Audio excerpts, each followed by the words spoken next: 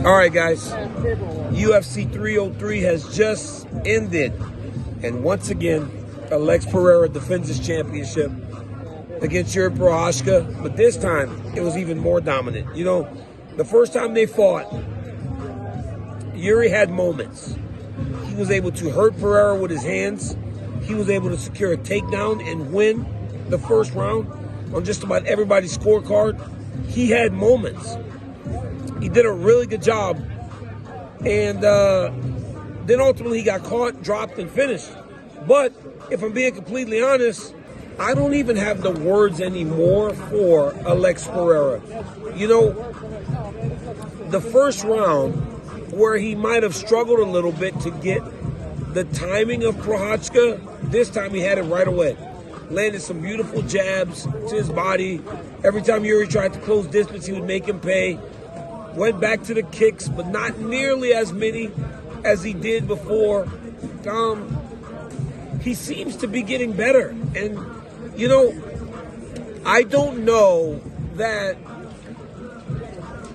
Alex Pereira, even though he's the man right now, as Miles breaks everything down, he's not complete. He still is learning. He's learning on the job and has already become one of the greatest fighters that we've seen in the octagon. If you are forced to stand with this man, you are in dire, you're in extreme danger. You are in extreme danger if you have to strike with him. You know, Jiri tried to be more cautious. He tried to make sure he didn't leave many openings. He really did try to measure himself in the way that he went at Alex. That didn't matter. Pereira just kept picking him apart. That jab to the body, which we have seen him do time and time again, was effective. The kicks were effective. And at the very end of the first round, like clockwork, left hook lands, boom, down goes Jiri. Jiri was hurt so bad at the end of the first round. He was waving at Alex like, come on, grapple with me, grapple with me.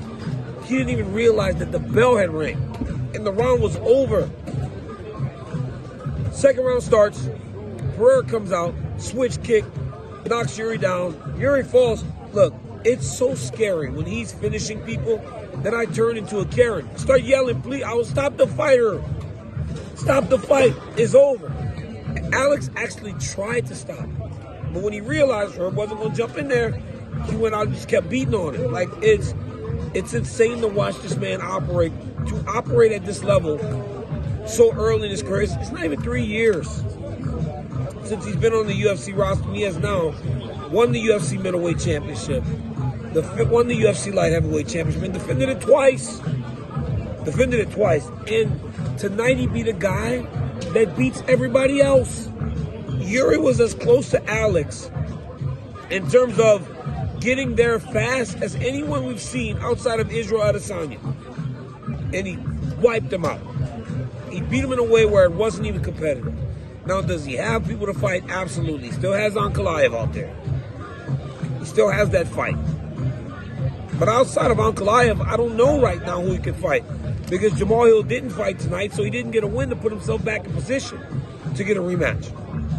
I believe Ankalaev will be tough for him because Ankalaev does have the ability to take him down. But with that being said, there's that danger in trying to get to a position to take him down. There's danger in that. You don't just close distance on Alex Pereira. He makes you pay every time you step forward towards him. Joe spoke to him about going up to heavyweight. I love that. If there's anybody that can do it, it's this dude. He's huge. He weighed 232 pounds today. He weighed in at 205 yesterday. He weighed 232 stepping into the octagon. He is not a middleweight. He is a light heavyweight, and I still don't know how he ever made middleweight. The guy's tremendous. He really is exactly what you need as an organization to continue to build fight cards around. It's unbelievable. I'm running out of words to describe this dude. And every time, you know he's playing with fire. You know that when you're fighting the most dangerous people in the world, every single time, you run the risk of getting beat, and all the momentum that he has garnered in that short period of time can be gone.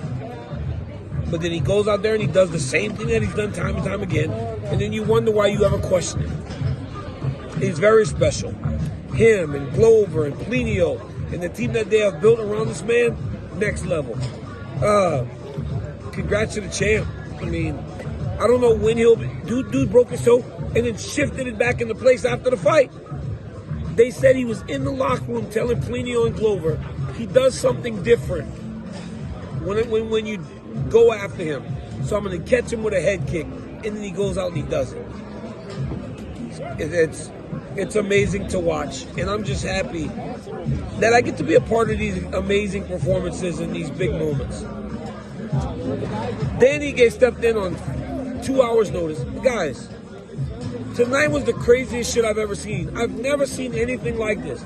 We start getting word. I'm sitting next to Sean Shelby. He tells me, what's happening? I go, you are crazy. He goes, yeah, dude, it's crazy. He said, don't tell anyone.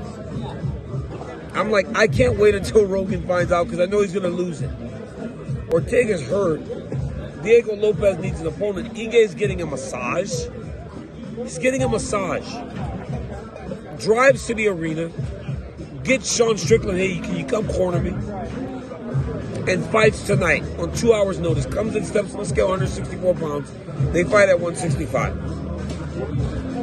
That was honestly one of the most special things I've ever seen. I've never seen someone, and then to show up in shape and ready to go.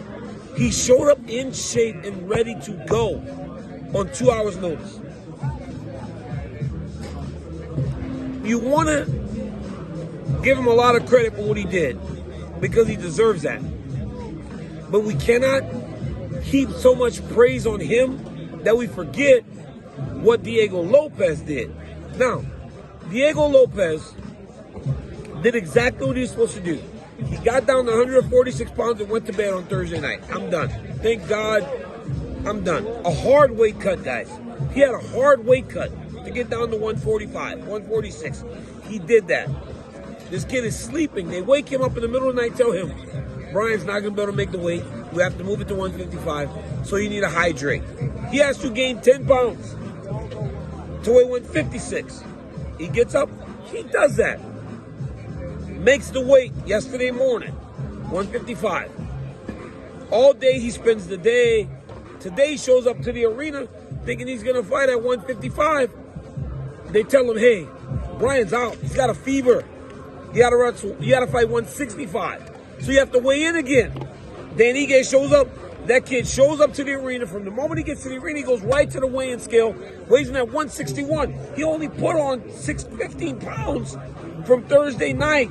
Even though he had all day yesterday to rehydrate, he was only 6 pounds heavier than he was when he stepped on the scale. That's because he was in such great shape. He had shrunk his body, so no matter what he took in, he was never going to be heavier than like 160, 161 pounds. Makes the weight, goes out there and does enough to get the job done. I don't think he lost anything. Whereas Dan Ige gained in taking this fight, so did Diego Lopes. Hats off to Diego. He went from fighting the top 3 guy in his weight to fighting the number 13 guy in his weight on 2 hours notice and still got it done. So this young man should be credited for what he did out there today. It was amazing to watch. It was a special, special moment watching these two gentlemen perform under those circumstances and perform the way that they did. Macy Chasson, great job for Ian Garry. Got it done against Michael Venom Page. That was not easy. Also, Joe Pyfer got back on the winning track. Looked phenomenal. Payton Talbot, guys, I know he's young. I know this is a kid that loves to talk, and I thought to myself, who is this dude talking like that? Let me tell you something. That kid is the real deal. I hadn't watched his fights. What I do with the new guys is I watch them on the day of the fights because I want to retain what I'm seeing. When I watched him beat on Cameron Simon, I was like, wow, this dude's the real deal. He is absolutely the real deal. I will stand by this one. If he got a little bit louder on his post fights, I think he would resonate much quicker. I think he can fight anybody. I really think this kid right now can fight guys in the top 15. He is that special a talent. Vinicius Oliveira had another great performance. Very fun to watch him control and dominate Ricky Simon the way that he did. Soraya, Japanese kid, Great job. Came out there with Shinsuke Nakamura. It was tremendous. Guys, another great night. I mean, Jean Silva. Unbelievable. Another great night from T-Mobile Arena. Another great UFC pay-per-view. It was a phenomenal night. But once again, the night belongs to Alex Pereira. But to me, just one of the craziest nights I have ever been a part of. Them putting that fight together as the night went on. Again, I will never take you watching my videos for granted. I love each and every one. Tell your friends that DC's got a YouTube channel. And I'm doing stuff like this from the octagon side. Every single UFC pay-per-view. I love each and every one of you. Until next time, peace. Plenio, man, y'all did it again. Like, I mean, what in the world allows this dude to be like this? He's not black magic, bro. That I guarantee you. Ain't no voodoo. He said voodoo. Ain't no sorcerer, Harry Potter shit. It's just hard work. Hard work. Bro, you're not going to believe, right before we walked out, I think somebody posted the video of us dancing, warming up. Yes, I saw that. But they also posted Prochazka warming up. And I showed to Alex, and the way that he was blocking, checking the calf kicks, Alex, we all know that was the wrong way to do it. Alex looked and said, bro, look what he's doing with that leg. I'm going to go on the leg. When he trusts that I'm going to keep the calf kick, I'm going to go for the head on a high kick, and he caught the guy with the high kick. Unbelievable. Plenio, you know, this guy continues to win and win impressively. This time against Jiri, this was not competitive. The first time Jiri won the first round, had success. What made the difference in this fight? I think what made the difference on this fight is just the momentum that he's living. The champ is more confident. More and more, he's been fighting at 205. I think the time that he's living on his life, bro, this guy just fought number 8 rank in the world, heavyweight pro boxer 2 weeks ago before we took the trip here. So the confidence is there, the vibe is there. The guy saw us dancing. So I think he's getting on that groove right now like Mike Tyson did back in the days, and I think it's good for everybody to be happy like that. What a tremendous performance. Congratulations again, you, Coach. Brother. My man, Plenio. Chama. Chama.